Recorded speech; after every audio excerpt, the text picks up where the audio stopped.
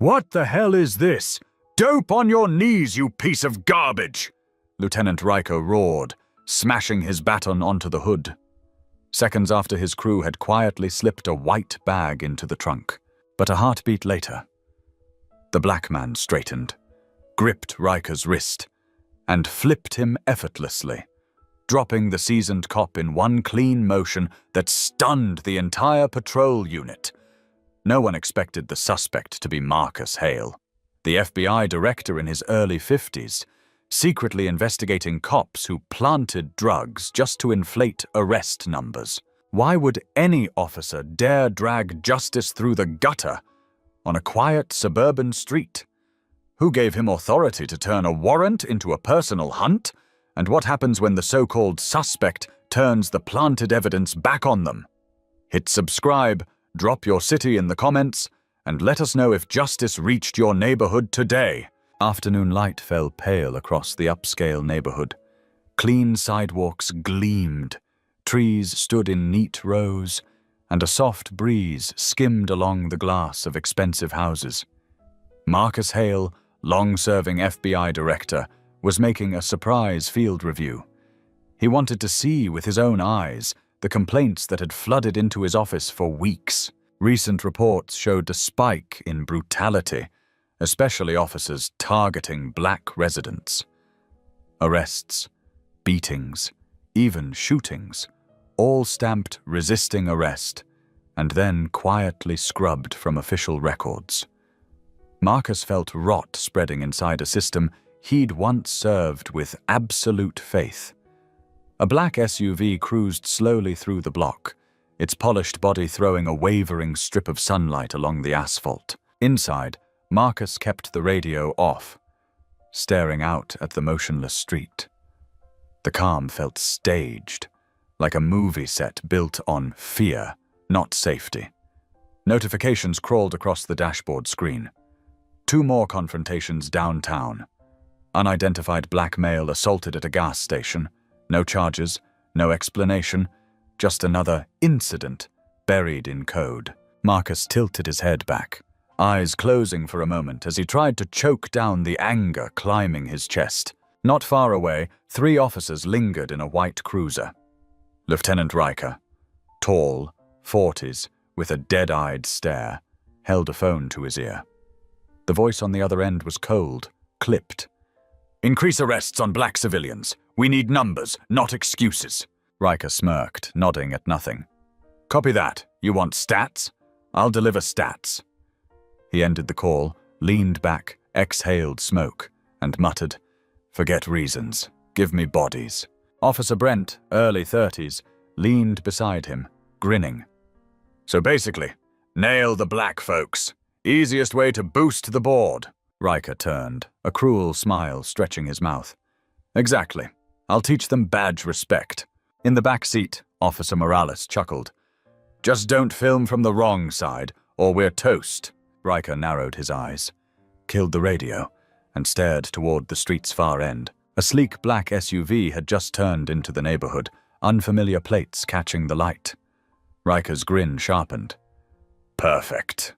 Brent rested his elbow on the window, watching. "Luxury ride. Black guy. Tailored suit. Dealer or crooked politician?" Riker's lip curled. "Doesn't matter. I just need an excuse."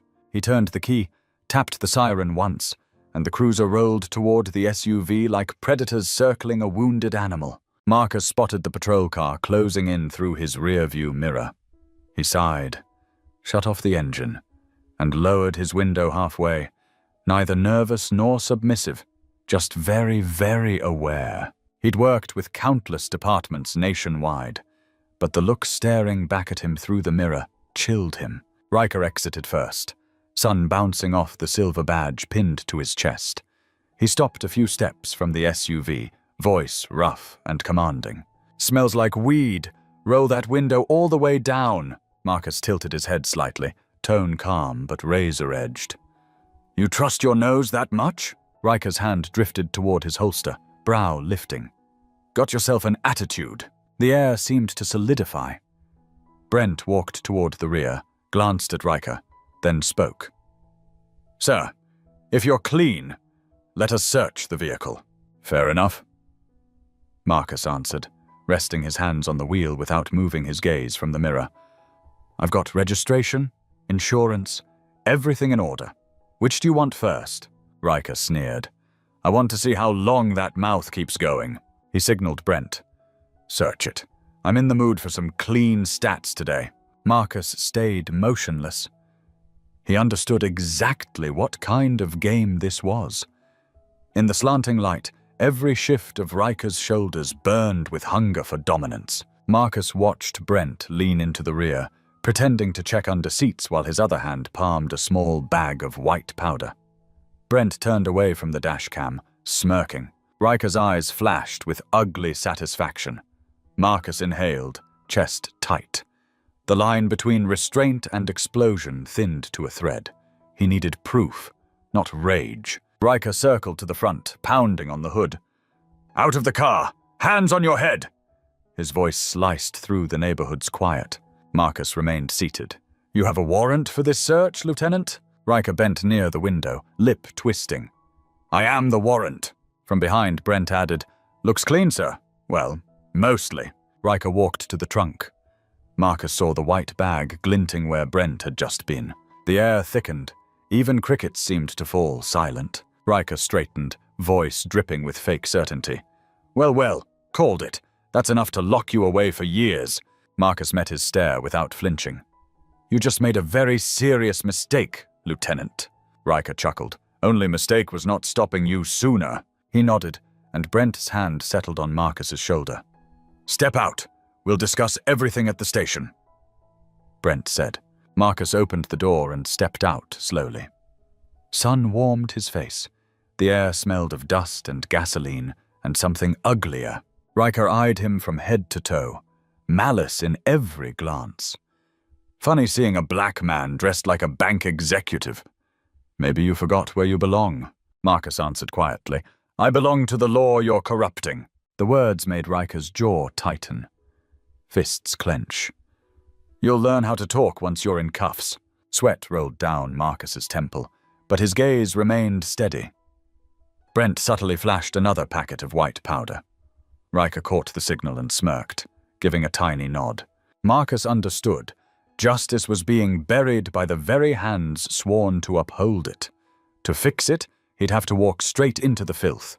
Riker stepped forward, boots thudding on the pavement. Search everything. I want to be absolutely sure he deserves a cell. Brent let out a dry chuckle. Yes, sir. He bent down again, this time quickly palming another small bag from his pocket and tucking it into the back of the SUV. Marcus watched in the side mirror, breathing deeper, his eyes turning to ice. A storm churned inside him, half fury at the open abuse, half grief for the institution he'd dedicated his life to, now drilling holes in its own soul. Riker slammed the trunk shut and pivoted back toward Marcus, lips curled. Looks like today's our lucky day. Marcus didn't answer, just held his gaze. No shaking, no fear, only calculation. Riker turned to Brent, voice low and decisive. We're done. Write it up. I want this guy's name in tomorrow's headlines. Brent nodded, unease flickering behind his practiced smirk. Riker pulled another smaller bag from his pocket, the plastic glinting like ground glass in the light. A gentle breeze slid through, carrying sunlight, gasoline, and the foul stench of a looming miscarriage of justice. Marcus stood steady, eyes cutting through their performance. Their game had only started, and he knew he wouldn't stay quiet much longer.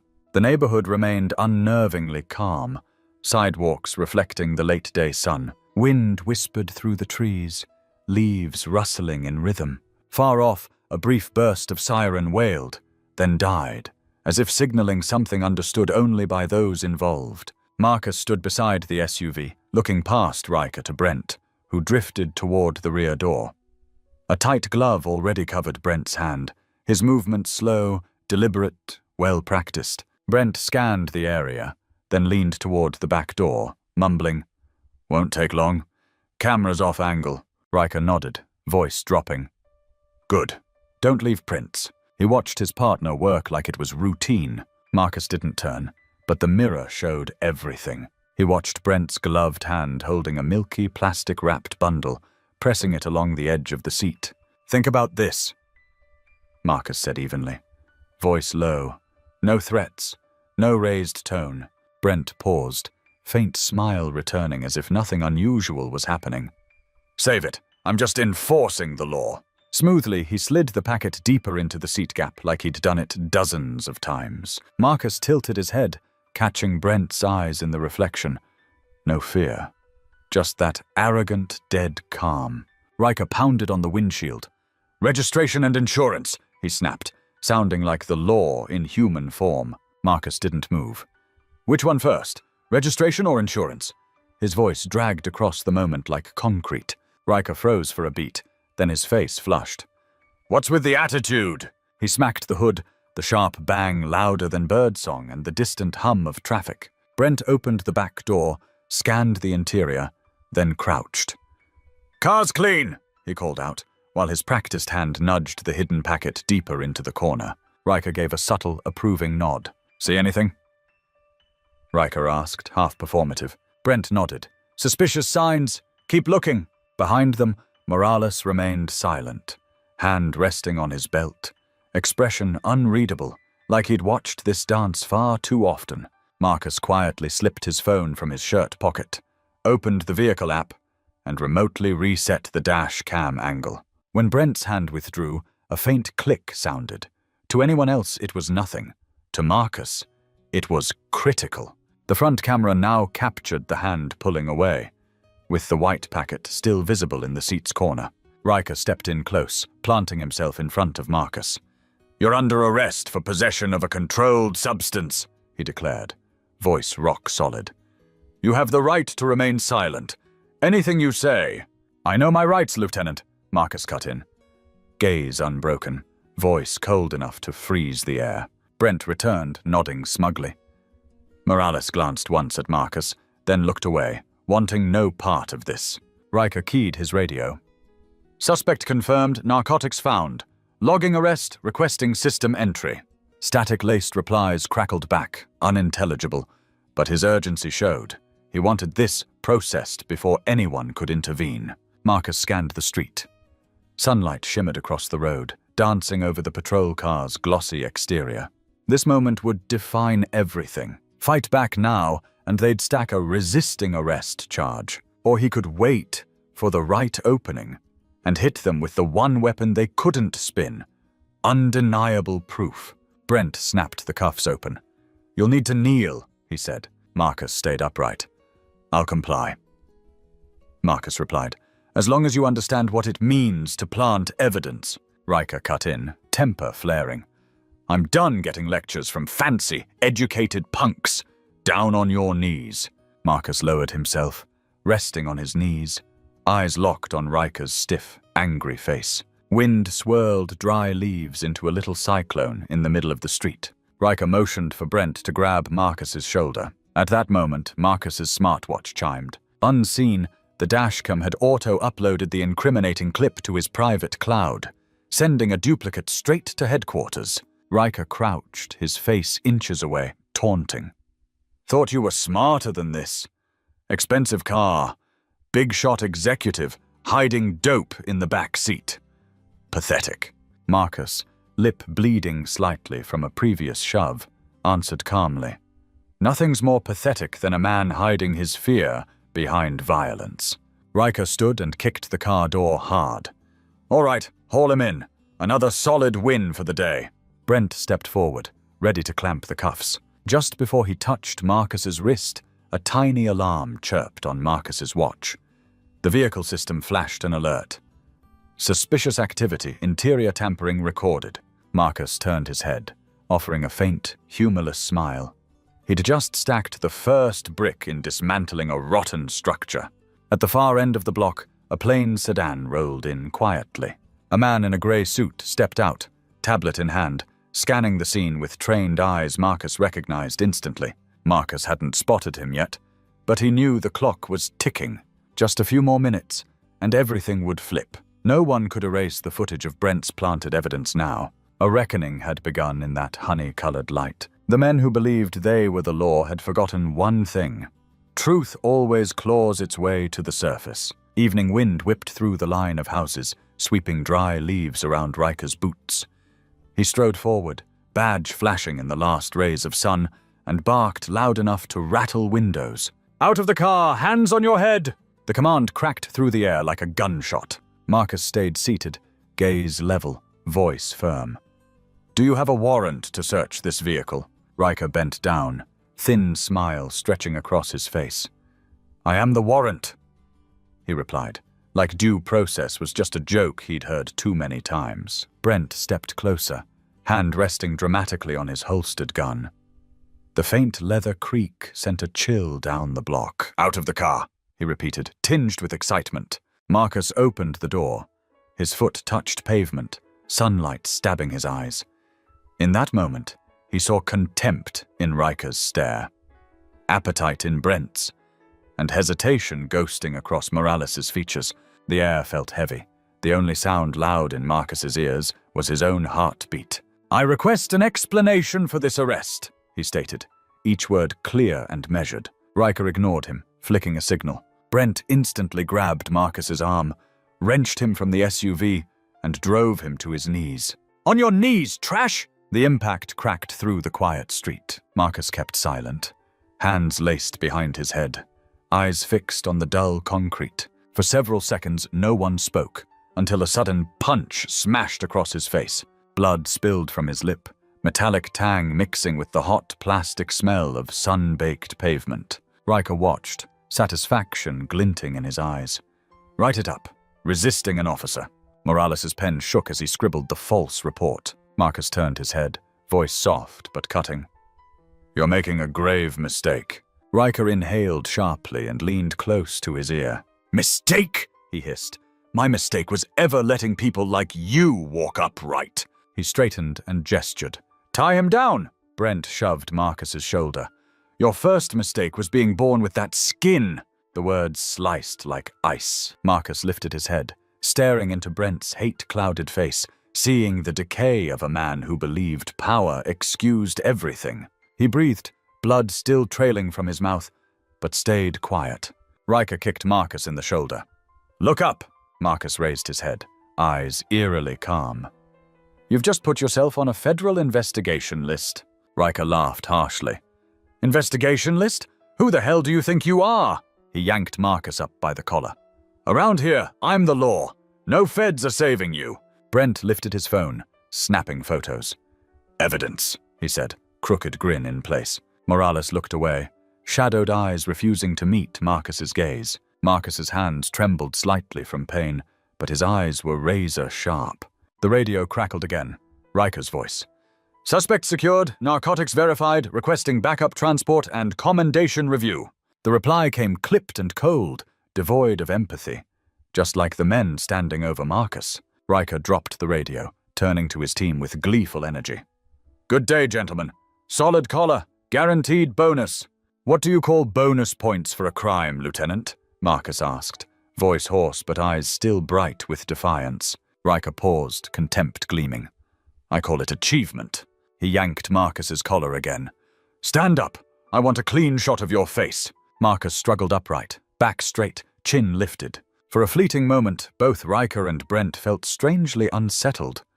The man in front of them didn't look like a broken suspect. He looked like a mirror reflecting their guilt. Riker reached to shove Marcus's head down, but Marcus stepped forward half a pace. "If I were you," Marcus said quietly, "I'd stop. Now." Brent laughed, trying to break the tension. "Stop for what? To hear your moral sermon?" Riker growled. "Cuff him." Brent locked the handcuffs around Marcus's wrists. The cold metal bit into his skin with a sharp click. Morales edged closer. "Boss, should we wait for HQ confirmation?" he asked quietly. Riker shot him a deadly glare. "No, just write exactly what I said." He eyed Marcus. "Too bad. You just torched your career." Marcus tilted his head, voice faint. "My career rests on the law. Yours rests on lies. Let's see which one outlives the other."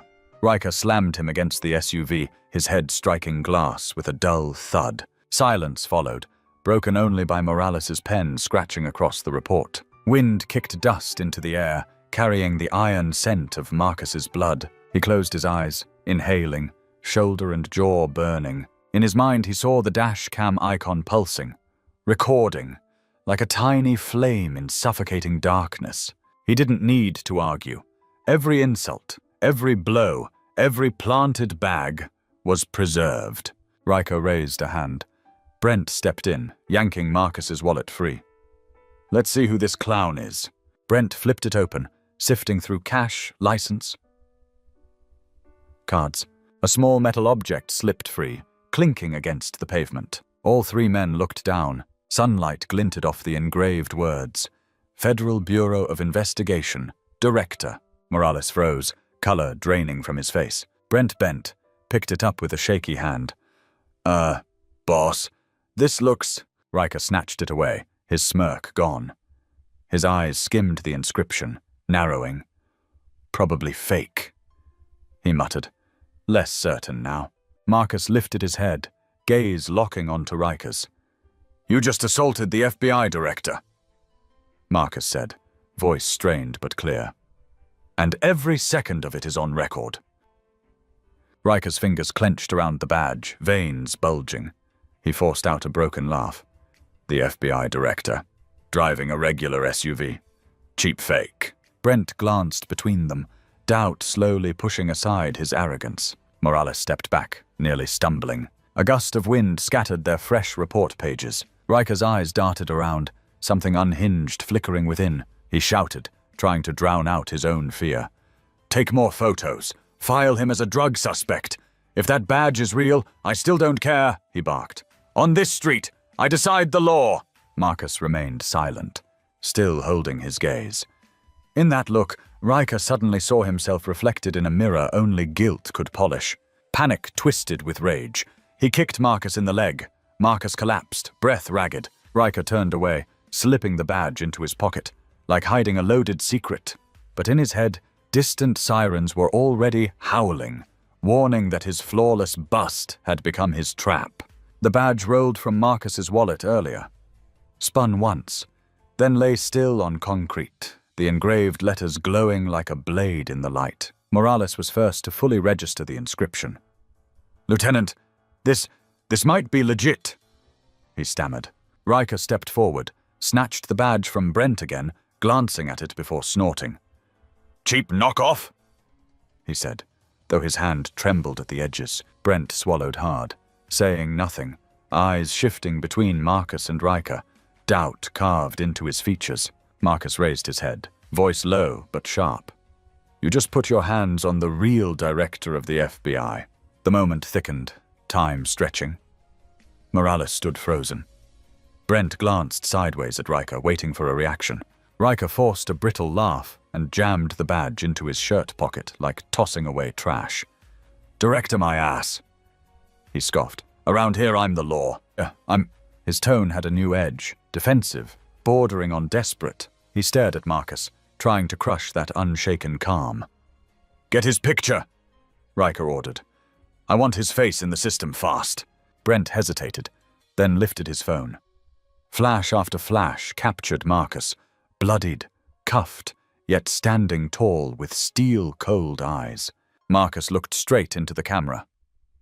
"Everything you're doing is being recorded," he said quietly, each word clear as glass.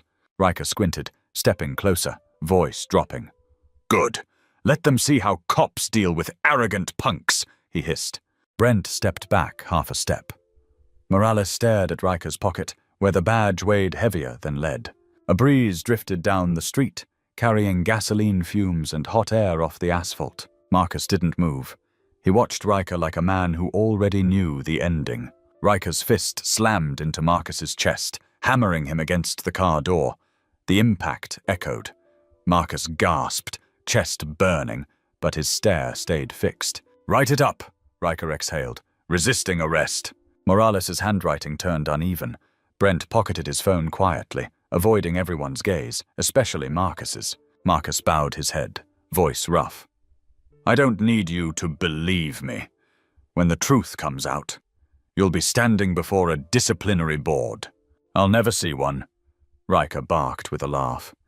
You think I haven't heard that fantasy before? Everyone thinks they're the hero of their story. Morales hesitated. Lieutenant, what if he really is? Enough, Riker snapped. I said right, so right. He jerked his chin at Brent. Get him in the car. Marcus was dragged toward the patrol vehicle, step by step. His eyes skimmed across shuttered windows and Morales' pale, shaken face. His chest throbbed sharply, but he said nothing. Not yet. They reached the cruiser. Brent shoved Marcus into the back seat. Riker spoke into his phone as he walked.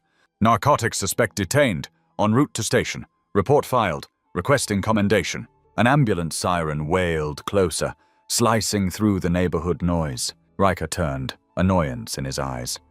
Who called them? He muttered. Morales stayed quiet. Brent looked down the road. 3 more vehicles followed the ambulance, none of them local patrol units. Riker's grip tightened on his phone. Panic flickered. He pulled the badge from his pocket and checked it again. He tried to convince himself it was fake, but the cold shine of the metal forced his mouth into a thin, grim line. Ahead, the ambulance stopped.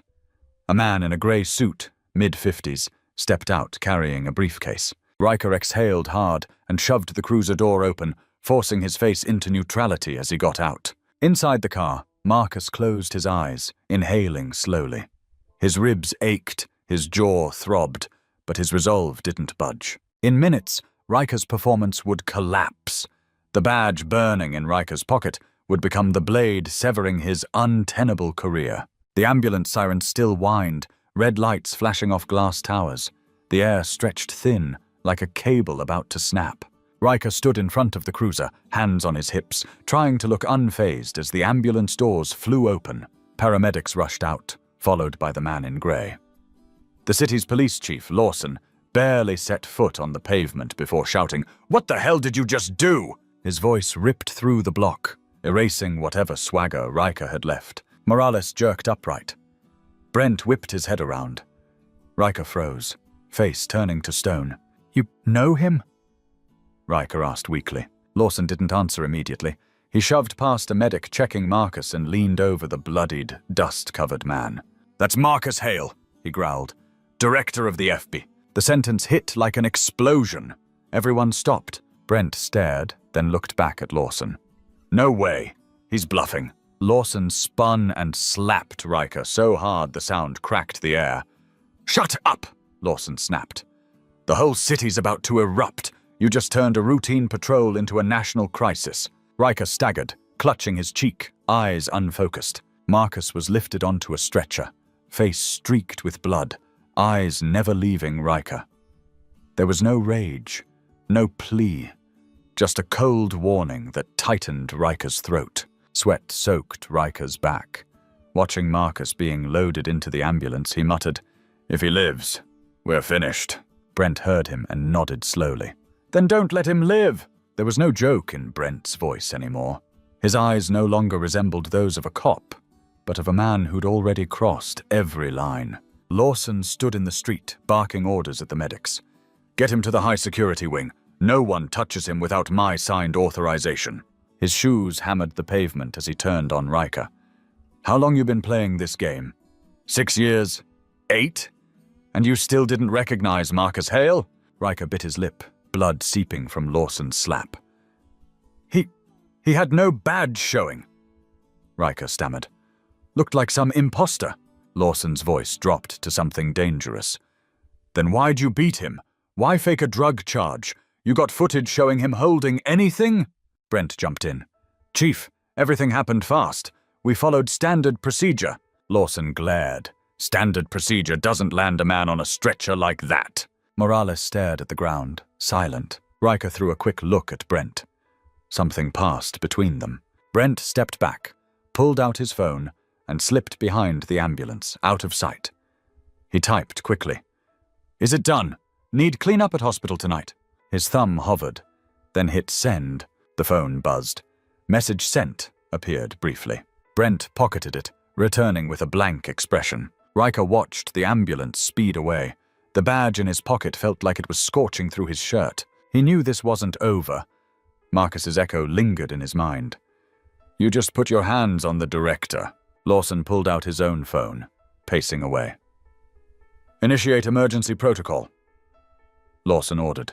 Special protection unit on Hale, and I want every file on 6th District Patrol on my desk in 1 hour. Riker stood rooted, gripping his holster strap, eyes fixed somewhere far ahead. He wasn't analyzing anymore. All he could picture was Marcus on that stretcher, those glacial eyes locked on him.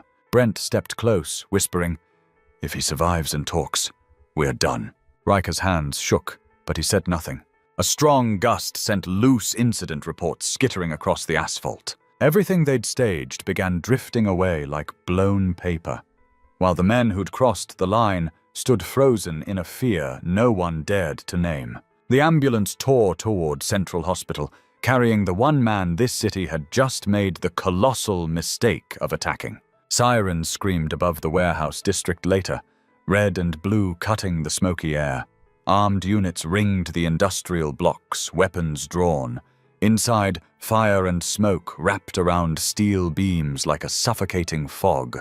Marcus crouched behind a collapsed frame, shirt soaked with blood from a fresh wound. He'd dragged Riker out of the burning central hall when bullets started flying. The wind fed the flames, sending waves of heat and thick white smoke across the gutted interior. Over a loudspeaker, a hoarse voice, the deputy chief running the operation, boomed, "Director or criminal? Today you die. There's no walking out." Marcus pressed his radio button. "I'm the only thing standing between you and federal court," Marcus replied, voice low but unwavering. "Step back and let me walk out." Silence, then a dry laugh crackled over the channel. "Court! Out here! Whoever holds the gun is the law." The deputy sneered. Gunfire erupted, bullets ripping through corrugated metal, ricocheting off drums and shattering crates. Marcus flattened himself, pulling a bleeding, shaken Riker into deeper shadows. A round grazed a fuel tank, sparking a flare that lit Marcus's hardened features through the smoke. Shadowy figures moved outside, backlit by patrol lights, cold and deliberate. Riker groaned, clutching his side where a bullet had torn skin. Marcus ripped his shirt, tying a makeshift bandage tight. Smoke and blood mingled in the air. "Hold on," Marcus said through gritted teeth. "I'm not leaving anyone behind." Riker grabbed his wrist, eyes suddenly clear with something like conscience. "I've killed people," Riker whispered. "I don't deserve saving."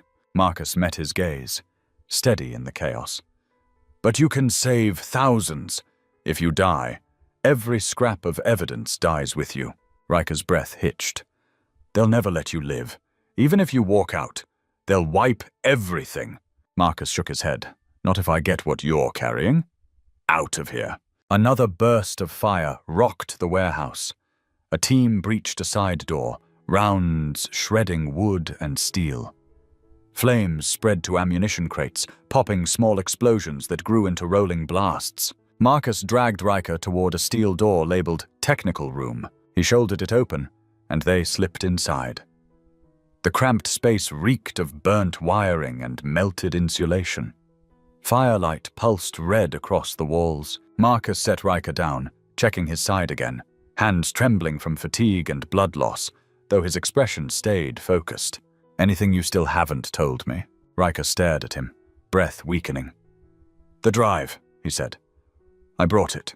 Outside, the loudspeaker crackled again. "Marcus Hale, you betrayed the organization. Drop your weapon and come out." Marcus laughed hoarsely. "Organization? That's just your word for a criminal ring in uniform." He turned back. "We're not dying here, Riker. Not today." Riker nodded faintly, fumbling in his jacket.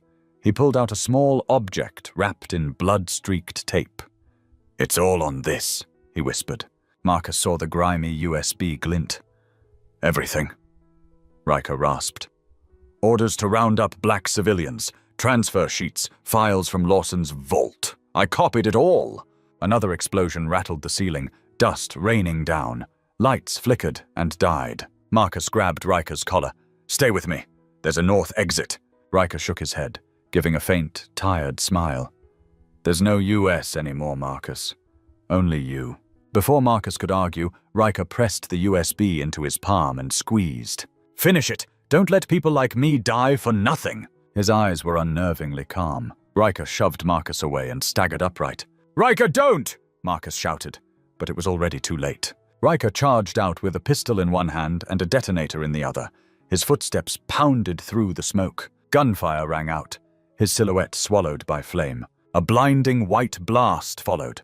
The explosion ripped through the structure, hurling debris and fire. Marcus slammed into a wall, ears ringing, skin seared by waves of heat. Where Riker had stood, only roaring fire remained. Marcus clenched the USB in his bloody grip and crawled toward the doorway. Outside, police still ringed the complex, boots echoing on concrete. Marcus rose slowly, eyes burning with reflected flames. Riker's death had carved him a path, and it would not be wasted. Later, in a hardened federal office, alarms had stopped and screens glowed blue. A security advisor reported someone erased the original dataset in 3 minutes using root-level access. Only the sheriff's office matched those privileges. Harry, now Sheriff Lawson, stood smirking in the doorway, taunting that a few missing files wouldn't topple the machine. Marcus stared him down. "I don't need code," he said. "I have people ready to talk." Cole, no longer just a dirty lieutenant but a terrified witness, sat across from him, cuffs on, eyes locked on the darkened monitor. A faint tremor ran through him as he finally grasped how far the truth was spreading beyond that room. "They're already here," Riker whispered, eyes fixed on the feed. "Told you, they're everywhere." The monitor flared once, then died, plunging the room into humming, server-lit darkness. For a few long seconds, only the low whir of processors filled the air. Marcus inhaled, steadying himself, then ordered, "All security down to lower levels. Seal every exit, nobody leaves." Lawson gave a thin, mocking chuckle, his words drifting like a taunt. "Good luck, Director. You're chasing a monster you helped build." Marcus ignored him, staring at the blank screen. Moments ago it had shown Riker and Brent in custody. Now only darkness stared back. Marcus understood this wasn't simple corruption anymore.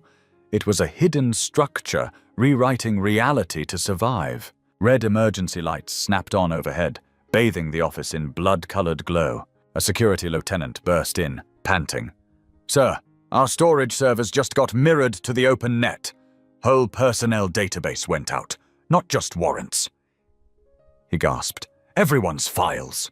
Marcus scanned their faces, voice turning to tempered steel. "Someone just purchased the truth, and we let them pay in full." Night pressed heavy over the city, drizzle smearing streetlights into hazy streaks. In an alley behind the federal jail, a grey box truck idled, almost invisible against the wet concrete. Its rear doors swung open. 2 hooded prisoners were shoved inside, manhandled onto the metal floor. The engine revved, tires scraping, and the truck rolled away unnoticed from the supposedly secure perimeter. In the dim compartment, Riker ripped off his hood, shouting, "You promised protection! What the hell is this?" The driver never turned. His voice stayed steady, almost bored. "Relax. Lawson's arranged everything. My job's just transport. Get you both someplace safe." Riker's eyes widened. He looked at Brent, who was equally rattled. Brent forced a brittle laugh, wiping sweat away. "Safe?" Brent scoffed. "He's about to be exposed on national livestream. Only an idiot would keep trusting him. This whole machine's collapsing. How long you think he lasts?" Riker stayed silent, fingers tightening around the hidden pistol strapped near his ankle. Across town, Marcus stood in the monitoring center, watching a red tracker dot slide slowly south on the map. He leaned closer, voice low. Southern Tunnel, only one escape route that direction. His breathing was measured, metallic. The advisor beside him whispered, "Call in the rapid response squad?" Marcus shook his head. "No, I finished this myself." The truck finally stopped inside an abandoned industrial yard. Rust-streaked warehouses loomed, windows shattered like broken teeth, wind whining through jagged glass. The driver opened the rear, gesturing. "Out! Wait inside! Someone's coming!" Then he climbed back into the cab and disappeared into the dark, engine growling faintly away. Riker and Brent traded wary looks. "Something's off," Brent murmured. "No escort, nobody watching." Riker's jaw locked. He pulled his gun free, sweeping the shadows like a cornered animal. Meanwhile, Marcus approached with a tactical convoy. Black SUVs screamed down the highway, their flashing bars casting jagged light across the ruined brick. Over comms, the lead agent reported, "Perimeter locked, no exits." "Hold positions," Marcus replied. "I talked to him first." The wind carried the sour tang of old oil and wet concrete. Inside the warehouse, metal groaned as something shifted. A lone figure stepped from behind stacked pallets. Riker, gun raised, eyes wild but trying to look composed. "One more step and somebody dies!" he shouted, his voice echoing off corrugated walls. Outside, a megaphone clicked. Marcus's voice rolled in, steady as granite. "Put the gun down, Riker. Don't dig the grave deeper." Riker laughed bitterly, sound bouncing around the empty space. "Dig? I've been buried since my first quota order. I'm just a piece on the board. The Kings are still in City Hall toasting justice." Marcus eased inside, his flashlight beam gliding over crates and rusted rails. "You weren't always like this," he said quietly. "You were a decent cop once. Don't let them make you their scapegoat." Riker's finger tightened on the trigger. "A good cop," he repeated, almost mocking. "I believe that too. Then I got arrested for following the same orders they signed. They buy their version of truth," he snarled. "You think you're different?" Rain began to patter on the tin roof, building a slow, tense rhythm overhead. Outside, tactical teams crept into position. A whisper crackled through Marcus's earpiece. "We've detected a motion-triggered charge in the basement, likely set to erase evidence." Marcus's pulse jumped. "Hold your fire," he ordered. "No one pulls a trigger." He stepped closer to Riker, voice firm but controlled. "Listen to me. They're never coming for you. You're expendable." Riker retreated toward a stairwell leading down, eyes glinting with feverish resolve. "I already escaped, Director," he answered. "Escaped the fairy tale that justice actually exists." He grabbed Brent's sleeve. "We're done," he growled. "Move." Marcus lunged forward. "Riker, don't!" The heavy basement door slammed, metal ringing like a vault sealing shut. Below, the air reeked of gasoline and chemical dust. Red LEDs blinked across stacked canisters. Brent trembled as light flickered over his pale face. "What are you doing?" he stammered. Riker scanned the explosives with a hollow smile. "I've got nothing left to bargain with." He yanked a detonator pin free. "If I go, they live with the same fear I did." Brent screamed, lunging for his hand. Above, Marcus and the tactical unit heard the muffled shouts echoing up. "Fall back!" Marcus roared. "Everybody move!" A thunderous blast tore through the floor. Fire belched up the stairwell, painting the walls orange. Glass shattered, smoke and dust engulfing the entrance in a violent wave. As the smoke thinned, Marcus forced his way down, flashlight cutting through the haze. Half the staircase had collapsed. He crouched at the edge, peering into the ruined lower level. Embers glowed across the concrete, scorch marks spidering outward. Amid the rubble, a single broken handcuff glimmered red-hot in the ashes. Marcus stared at it for a long, heavy moment. No one spoke. Wind whistled through shattered window frames, carrying the acrid scent of burned fuel. An agent approached quietly. "No bodies, sir." Marcus's eyes hardened. "No bodies means they're still in play," he said softly. "This isn't finished." The scene closed on that lone handcuff. Steel and warning, proof that Power's prisoners rarely stay buried. Dawn came draped in grey rain. National networks replayed grainy footage of the detention facility blast on loop. A red banner crawled beneath. "Key witness in abuse scandal dies mysteriously." In the FBI briefing room, the glow from wall screens turned every face ghost pale. A duty officer, hands shaking, clutched a fresh report. His voice wobbled. "Sir, corridor cameras went offline for exactly 17 minutes. Same window when all feeds from their cell cut out." Marcus looked up from the case file, eyes darkening. 17 minutes, he repeated. The same 17 minutes Riker and Brent disappeared from inmate tracking. Silence fell like a dropped curtain. His chief advisor asked quietly, "You think they're alive?" "I think someone wants me convinced they're dead," Marcus replied, his tone frosted. He turned the big screen to face the room. Grainy footage of a truck leaving a rear service gate. The plate was smeared, unreadable, but the reflective insignia stamped on the container matched internal police transport. Agents exchanged looks, nobody daring to speak first. Marcus rose, voice dropping to a deadly calm. They're eliminating anyone who knows the truth, and they're doing it inside our own house. That afternoon, the media detonated. Major outlets blasted the same line. FBI director manipulated case to sway public opinion. Clips of Marcus's hearing testimony were spliced, twisted, played on repeat. Public opinion cracked in two. Some argued he was being framed by the system he exposed. Others said he'd orchestrated everything. Outside FBI headquarters, protest lines clashed. Justice for Hale banners facing "Lawson tells the truth" placards. The air turned suffocating, as if the entire country had been pulled into a rigged chess game. That evening, Lawson appeared on national television in a flawless dark suit. He sat comfortably under studio lights, voice controlled. "My fellow citizens, we're watching our institutions ripped apart by suspicion. This is when we must restore order, not ignite chaos," he said smoothly. The cameras softened his weathered features, but his eyes glittered with something colder. In his office, Marcus watched, coffee long cold in his hand. "Order. Or cover up, Lawson," he muttered, barely above a hiss, though everyone in the room heard every syllable. A young staffer whispered, "He's challenging you in public." Marcus set the cup down, voice unwavering. "Then I answer him in public." A press conference was rushed together. Floodlights, flags, rows of microphones, all waiting when he stepped up. He ignored the prepared remarks. Looking straight into the cameras, he said, "Some people are trying to bend truth into a weapon to show that justice is just another commodity. But when truth is bought," he continued, "it burns itself free eventually. I won't stop until that flame is visible to everyone." Microphones thrust forward like spears. "Are you accusing Chief Lawson personally?" someone shouted. Marcus didn't flinch. "I'm accusing anyone who twists justice," he answered. "If that includes him, then yes." The conference slammed into social media like a shockwave.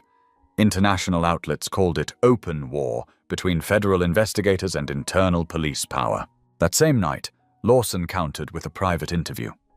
Reclining slightly, he told the camera, "Director Hale forgets that a nation needs order more than truth. I'm prepared to enforce both, however necessary." The clip became next morning's headline. Marcus watched the replay, exhaustion etched into his features. His advisor laid a folder on his desk. "Classified tip, sir. Source says someone inside is editing our data systems." Marcus sighed, the sound heavy. "We're not fighting criminals now," he said. "We're fighting people who wear the same badge." That night, rain hammered the windows of his office. Streetlights threw fractured shadows over piles of files. His phone vibrated softly. An unknown number. He opened the message, reading each word twice. "I'm alive. Meet at Old Armory." His whole world paused on that line. If it was truly Riker, the explosion had been theater, and someone above Lawson was pulling strings. Marcus grabbed his coat, eyes sharpening. "Bring the car around," he told his aide. "We're leaving. Now!" Thunder rolled in the distance as he stepped into the hallway.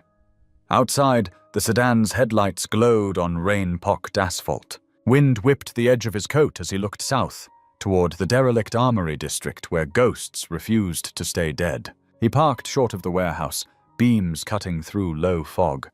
Under the rusted roof, the doorway gaped like a dark throat. The air smelled of old oil and metal. The corrugated door hung crooked, revealing rows of wooden crates stacked high, each stamped with markings of illicit cargo. Marcus tightened his coat and stepped inside with his team. Their bootsteps echoed hollowly over concrete. In the darkness, a voice emerged, hoarse, tired. "I used to think I was defending the law. Now I don't know what it is." Riker stood among crates of weapons, clutching his side. Sweat streaked his face, soot smudged across his features. A flashlight beam slid over him, exposing raw confusion in his eyes. Marcus approached, voice cool and cutting. "So which is the law now? The one confessing, or the one still killing to hide the truth?" No theatrics, only brutal options. Riker's lips trembled. Finally he exhaled. You don't get it. They paid me to keep quiet. The confession fell like iron. Marcus studied him, peeling back each layer. Who's they? He asked. Riker stared at a crushed water bottle in his hand, voice cracking. The ones funneling guns to domestic radicals. The people making money off tension. Our job was to protect their supply line. Marcus walked past an open crate. Ammo boxes, stripped rifles, crude components. This wasn't stray contraband. It was infrastructure built to ignite conflicts. And Lawson opened the door for them, Marcus stated. Riker's shoulders sagged, tears finally spilling. He wasn't alone. Politicians too. They sold zone lists, demanded tougher stats, then disappeared. Agents froze, stunned. Marcus nodded slowly, eyes swallowing every detail. Then we drag them all into daylight. I want names, dates, money trails, locations, everything. Riker looked at him like a drowning man eyeing a distant shore. If I talk, my family's dead. They don't leave loose ends. Marcus's tone softened but stayed firm. You saved innocent lives once, he reminded him. Today you can save thousands. Put it on the record. Riker's gaze flicked over the crates, as if the walls were listening.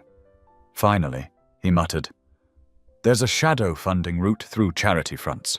Money in, cards out, under cover of goodwill campaigns. Marcus gestured to an agent. Every word. Write it. Riker swallowed. Last meeting was at the Royal Summit Hotel. 3 supplier reps, 1 local politician. They discussed opening a test zone up north. Marcus's eyes hardened. Name? He asked. Riker drew a long breath. Ellis Maxwell. Finance Commissioner. Signs welfare projects by day. Launders blood money by night. Marcus stayed composed, knowing proof would be crucial.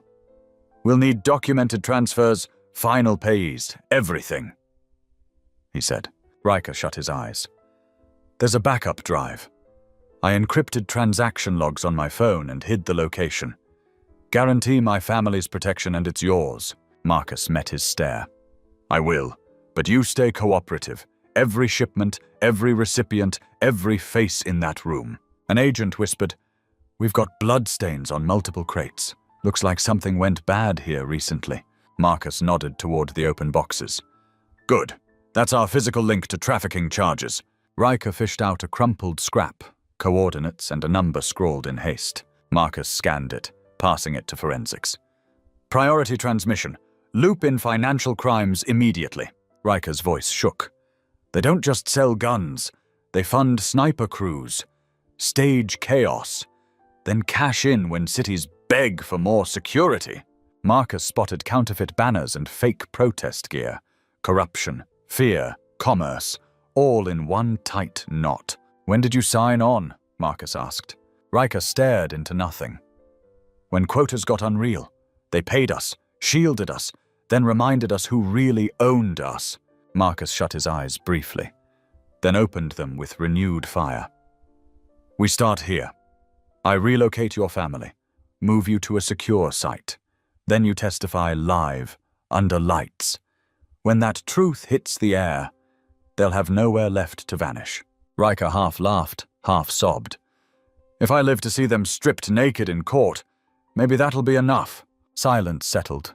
Wind scraped through the metal gaps, casting shifting shadows. Marcus ordered the team to catalog and seal crates while a hidden camera began recording Riker's statement. Every movement felt like the opening sprint of a much larger hunt. From deep in the warehouse, a single footstep rang out, crisp. Flashlights snapped up, beams converging. Behind a row of crates, Brent appeared, M4 leveled, muzzle aimed at Marcus and Riker both. He stepped into the light, voice flat. No director, no one walks away. Whatever confusion he'd carried before was gone, replaced by a cold finality. Nobody moved. For a heartbeat, only the thrum of the storm outside dared to speak. Then the armory fell silent. Right before the gunfire, everything held its breath for the coming storm. Marcus's fists clenched, eyes locked on Brent, mind adjusting to survival mode. The old armory glowed under a single hanging lamp. Wind screamed through roof cracks, carrying burnt steel scent. Marcus stood between crates. Riker trembled nearby, clutching his gun. Brent advanced, M4 ready. Each step echoed like a ticking timer. "Deputy Chief promised me 2 million if I kill you," he shouted, his words half confession, half curse. Marcus met his stare, cold as ice. 2 million for your soul, huh? He asked quietly. Riker stepped forward, lifting a hand. "You moron. Killing him kills our proof. If he dies, nobody hears what we know." Brent's grin twisted. Sweat slicked his face. "The truth? You're both disposable. I'm just doing what it takes to keep breathing." He pulled the trigger.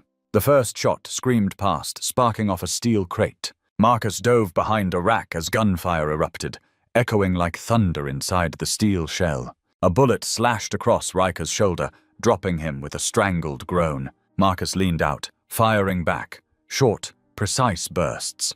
One round smashed into Brent's leg, spinning him to the floor. Muzzle flashes threw jagged light across Marcus's face. Focused, relentless. "You both chose the wrong side," he rasped between breaths. Brent dragged himself behind a drum, still aiming. "Wrong side?" Brent gasped. "You're same as me. We both kill to survive." He fired again. The shot ricocheted into a fuel canister, metal chiming. A flash, then roaring flame. Fire leapt to life, racing across the concrete, licking up walls. The inferno painted their faces in hellish reds and oranges. Marcus coughed, shielding his face. He hauled Riker toward a darker corner. "Up!" he yelled. Riker's hands shook, eyes darting to Brent, who still struggled upright. "Thought we were different," Riker panted. "Turns out we're all pieces in their game." Marcus steadied him. "Difference is how we choose to end our roles." Brent fired again. The round slammed into the wall above, showering them with razor-edged shrapnel. A shard sliced Marcus's cheek. He twisted, shooting back. His bullet punched into Brent's shoulder, flinging him sideways. Smoke thickened. Flames crawled along the ceiling. Brent tried to crawl, voice torn. "Lawson! Used us!" he choked, then went still. Marcus checked his pulse, then turned to Riker. "He chose his exit," he said quietly. Riker's breath shuddered. "I don't want to die like garbage in here." Marcus gripped his shoulder. "Then don't. Live and testify. You owe that to everyone this system buried." Riker blinked, tears mixing with smoke. "Harry, Lawson keeps original quotas in his office safe." Riker coughed. "Arrest lists for black neighborhoods. He uses them as bargaining chips." Marcus nodded once. "Then we take them." He pulled Riker up, guiding him through burning aisles. The heat warped the air. Another explosion hurled steel fragments outward. Marcus shielded Riker as debris clattered. The armory burned like a furnace. "Move!" Marcus shouted. They pushed toward the exit, only to be blinded by sudden floodlights outside, blue and red cutting the smoke. "Surround the compound, no survivors!" a loudspeaker boomed. Marcus turned. Dozens of rifles glinted through haze. Riker's face drained of color. "They got here too fast," he whispered. "This is a setup." Marcus raised his radio. "Hold fire," he called. "We're pinned. Who's in command out there?" The reply came cold and familiar. "I am. There will be no second chances." Marcus froze. Lawson. Wet pavement shone beneath spinning lights, guns trained on them from every angle. Wind carried the bitter mix of smoke and gunpowder. Marcus tightened his grip on Riker, who was barely conscious now. "They want us to die right here," he murmured. Riker nodded weakly. "If I don't make it, tell them I confessed." Marcus's eyes burned. "You'll live. This isn't where we end." The loudspeaker barked, harsher. "Surrender or be erased." Marcus glanced back at the flaming warehouse. Fire danced in his eyes. His only answer was the metallic snap of his slide chambering around, a cold sound cutting across sirens and wind. Flashlights advanced, figures flooding the broken yard like waves. Through smoke and embers, Marcus stood between two worlds. Life and death, justice and collapse, gun raised, refusing to kneel. Hours later, sirens still haunted the warehouse district. Smoldering roofs glowed beneath pulsing lights. Inside, heat and silence replaced chaos. Marcus crouched behind warped steel, body smeared with ash. His back wound burned with every breath, a reminder of dragging Riker from another inferno. White smoke curled through gaps, turning the wreckage into a ghostly battlefield. Outside, Deputy Chief Carver's voice rasped over loudspeaker, dripping contempt. "Director or criminal? Doesn't matter. You die tonight." His hatred wasn't just for Marcus, but for anyone daring to resist. Marcus keyed his radio, fingers shaking. "I'm the only chance you have of dodging federal court," he replied. "Stand down and let me walk." A pause, then cruel laughter. "What courtroom ever convicted money? Out here, whoever holds the gun writes the rule book." Gunfire shredded metal, sparks raining down like stars from hell. Marcus shoved Riker deeper into shadow, shielding him from the exposed angle. A bullet grazed a fuel tank, flare lighting Marcus's set jaw and burning eyes. Outside, silhouettes moved slowly through searchlight beams, more like specters than officers. Inside, Cole, Riker, groaned, bleeding. Marcus tore more fabric, wrapping the wound. "I'm not leaving you," he muttered. Riker clutched his wrist. "I've killed men with families," he whispered. "I don't deserve saving." Marcus's stare didn't waver. "Then start deserving it, by bringing down the ones who paid you." Another surge of bullets, another blast, another scramble through smoke. Eventually Marcus found the tech room, grabbed Riker's drive, and escaped through a northern gap as the structure collapsed behind them. That night, back at headquarters, the lead data engineer cracked the USB open. Encrypted directories unfolded, revealing carefully hidden chains, warrant quotas, offshore accounts, Lawson's authentication on nearly everything. The engineer's voice shook. "Director, this isn't just local. This touches half the system." Marcus just whispered, "I don't need to topple the country. I need to restore justice." By sunrise, headlines screamed, "Leaked files reveal federal bribery, racial targeting." Clips of Marcus's fiery speech replayed beside spreadsheets of damning transactions. Streets filled with marches, chants, demands. Marcus's phone buzzed. Lawson's name flashed. "Release that and the whole machine collapses." Lawson rasped. Marcus didn't hesitate. "Then it collapses." A ragged laugh answered. "You think the Bureau's clean?" Lawson asked. "You think you're pure?" Marcus clenched the phone. "No, but at least I'm trying to clean it." Lawson scoffed. "You'll regret this. When the system falls, it crushes everyone. You, me, and the people you swear you're protecting." Marcus answered, steady. "No one's innocent if they stay quiet." Silence, then Lawson's whisper, "If I die, they all go with me." The call dropped. Marcus knew that wasn't a threat. It was a contingency plan already written. Forensics confirmed the files were genuine and untouched. The drive linked politicians, shell companies, an entity called the Reform Initiative Trust, a polished name covering organized instability. That night, storm clouds debated the city. In his office, Marcus connected the drive to a secured laptop, punched in clearance codes, and bypassed Congress's mainframe safeguards. A red warning flashed. "Action constitutes high-level breach. Criminal liability likely." Marcus typed 3 words. "I accept responsibility." He hit enter. Hundreds of files surged into the legislative archive. When the upload bar hit full, Marcus leaned back. This wasn't about chain of command anymore. It was about conscience. Somewhere in the building, a clock chimed. Hours later, a paper dropped on his desk. "Police Chief Lawson missing after emergency call." Marcus read it once, then headed for Lawson's office, dread already coiled. The door stood partially open, hallway lights too bright. The smell hit first, burnt propellant, metallic blood. Inside, Lawson slumped in his chair, crimson spreading across his shirt. A pistol rested on the desk beside a crumpled note. "No one wins this game. Ends this." A forensic tech whispered, "Guns wiped.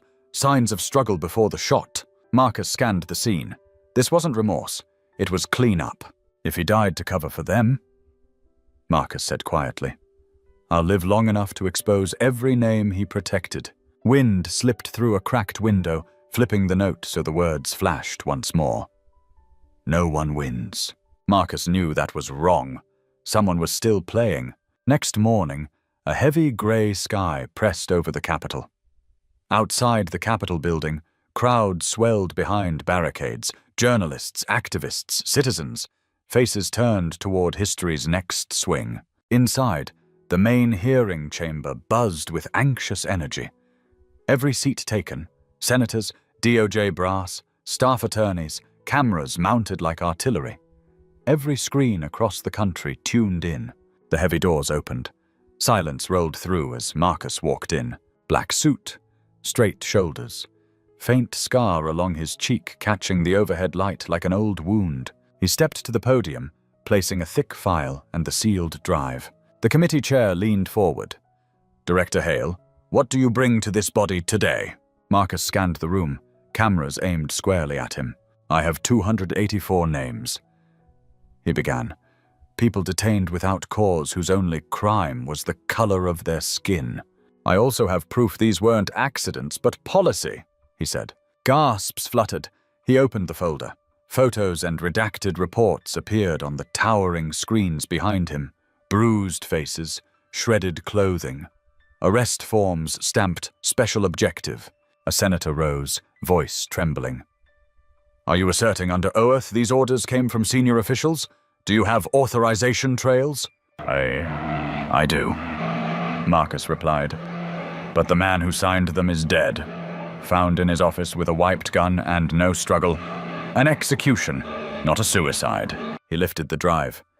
"This contains the chain. Targets, internal messages, foreign accounts, shell corporations, all time-stamped, all traceable." A technician connected it to the main display. Data cascaded across the screen.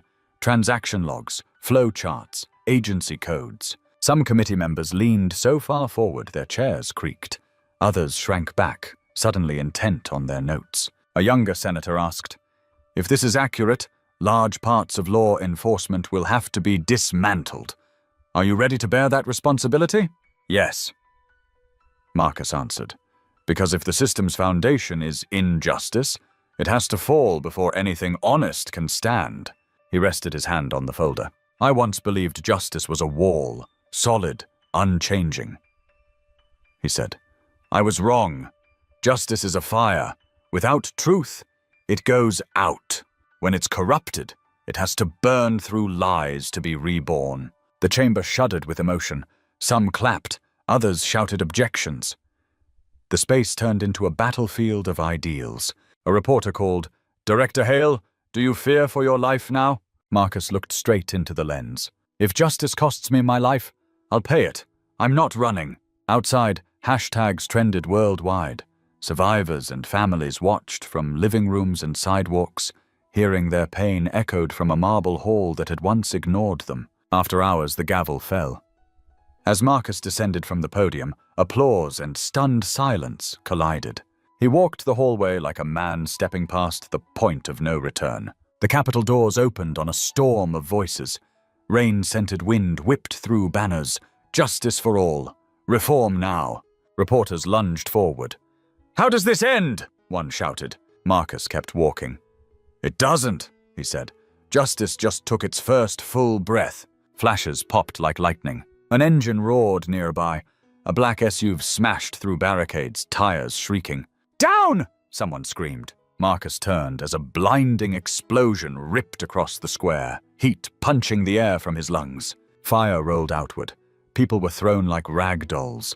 Cameras hit stone but kept recording. A warped emblem from the blown SUV skidded at his feet, its charred logo still barely readable. Reform Initiative. Marcus coughed, forcing himself upright, eyes locking on the flames. Puddles burned. Sirens wailed. The attack wasn't just retaliation. It was a declaration. Truth had spoken. Power had answered with fire. Night settled over the Washington suburbs. After the hearing and bombing, Marcus drove home in numb silence. Radio commentators calling him a symbol of courage he barely recognized. His house came into view, a modest 2-story silhouette. The front door sat slightly ajar, a thin wedge of hallway light spilling into darkness. His pulse spiked. Years in the field taught him that detail was no accident. He stepped out carefully. Insects in the yard went quiet. Only the wind whispered through branches. The hallway light flickered, casting a warped shadow of his figure across the wall. "Marilyn? Kids?" he called. No answer, only a faint metallic click from deeper inside. Instinct took over. Marcus froze, inhaled slowly, then pulled out his phone, switching to thermal scan. A cool blue map of the ground floor glowed on screen. No warm bodies within range. But under his feet, a line of tiny red signatures formed a path, from the door straight to the center of the room. "You've got to be kidding," he whispered, sweat beading.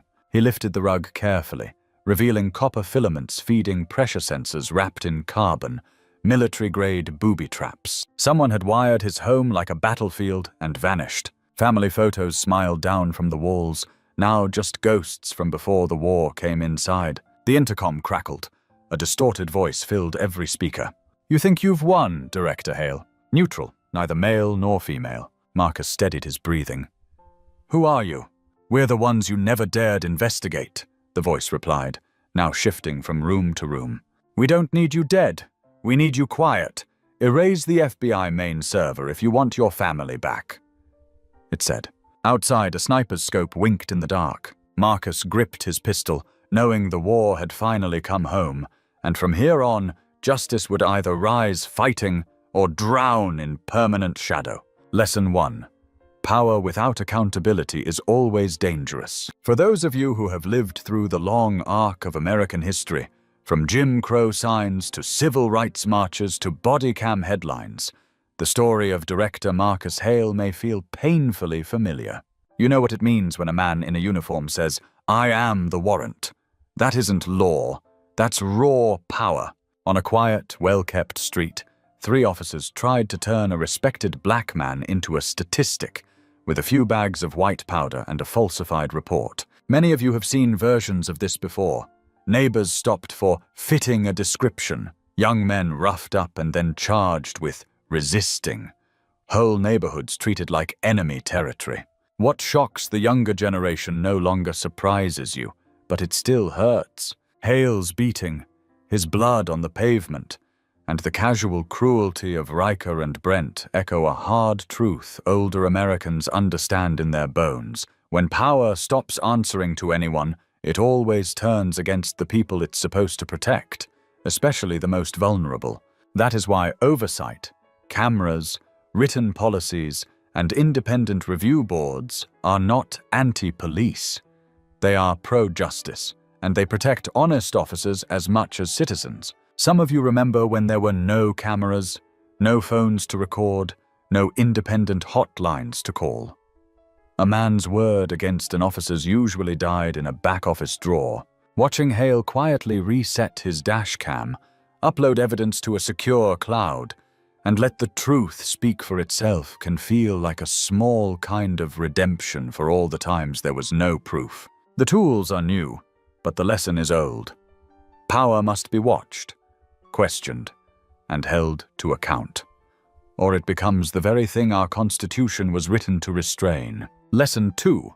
One voice can light a fire, but many voices keep it burning. If you came of age in the 1950s and 60s, you remember when everyday people, pastors, teachers, factory workers, veterans, stood shoulder to shoulder and forced this country to face its own reflection. Marcus Hale is one man, but he is part of a long line of ordinary and extraordinary people who refused to look away. He used every tool he had, hidden cameras, secure drives, and old-fashioned courage. Yet his fight was never truly solo. The ambulance that rushed him from that bloody sidewalk, the staff who cracked the drive, the agents who risked their careers to follow money trails, even a broken officer like Riker who finally chose to tell the truth.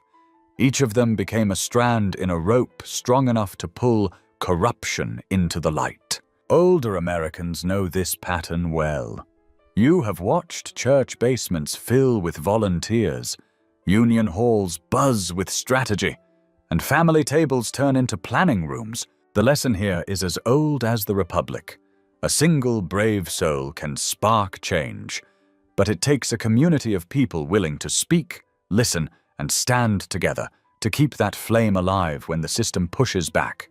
Today, that community may meet partly online, sharing videos, forwarding articles, joining virtual town halls. But the heart of it is the same as it was when flyers were run off on mimeograph machines. People talk, compare stories, and refuse to let anyone suffer in the dark. Hale's voice carries, but it echoes farther because ordinary people decide his pain matters to them, too. Lesson 3. Justice is not a moment on television, it is a lifelong assignment. Many of you remember big moments: the March on Washington, the signing of the Civil Rights Act, a president resigning, a wall falling overseas. They felt like endings, but life taught you they were really beginnings.